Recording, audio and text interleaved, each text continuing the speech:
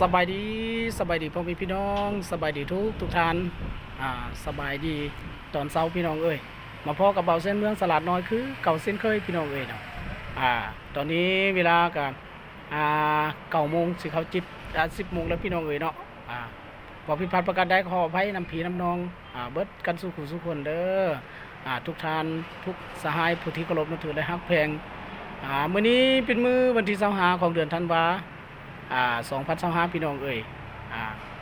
กะอีกบ่ดนพี่น้องเอ้ยช่วงนี้เฮาบ่ได้ไปทางใดพี่น้องเนาะกะเฝ้ามาประจำการคือเก่าพี่น้องเอ้ยเนาะมาเวียคือเก่าเนาะมื้อนี้ก็เป็นมื้อวันพฤหัสวันพุธวันพฤหัสพี่น้องเอ้ยเนาะผมมาพอกับบ่าวเส้นเมืองทักทายสบายดีสุขคนพี่น้องเอ้ย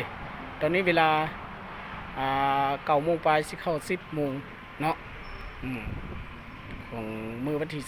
25เดือนธันวาคม2025ทักทายสบายดีกันเบิดสุขคนพี่น้องเอ้ยเนาะอัปเดตรถคือเก่าพี่น้องเอ้ยสิ้นเคยว่าเส้นเมืองสระน้อยก็ช่วงนี้ก็บ่ได้ไปทางใดพี่น้องเอ้ยเนาะมาเวียกมาการคือเก่าพี่น้องเอ้ยกาอีกบ่ดนพี่น้องเอ้ยยัง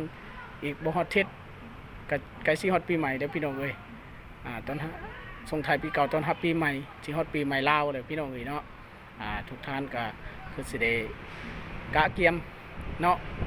วันที่30 31ก็แม่นจะแม่นเข้าดาวพี่น้องเอ้ยเนาะเริ่มพี่น้องเอ้ยใกล้สิฮอดปีใหม่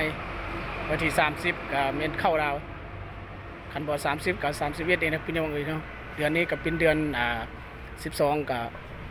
เดือนนี้กับเบิดวันที่31พี่น้องเอ้ยเนาะเบิดวันที่31ทักทายสบายดีสุขคนโอ้อัปเดตภาพบรรยากาศพี่น้องเอ้ยยามเช้ากับบ่ได้เช้าเด้อพี่น้องเอ้ยสวยเติบแหละเนาะภาพบรรยากาศมื้อนี้แดดแห้ง